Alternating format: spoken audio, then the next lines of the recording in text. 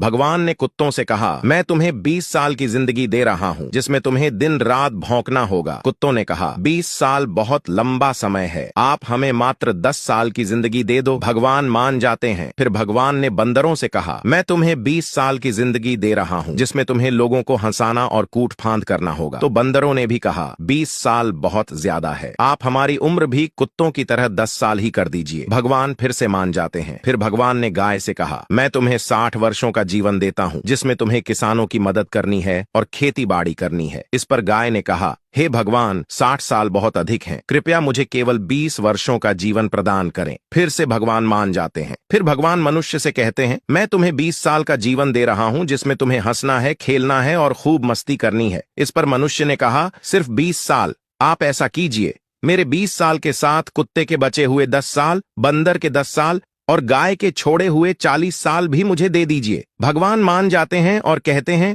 जैसी तुम्हारी मर्जी।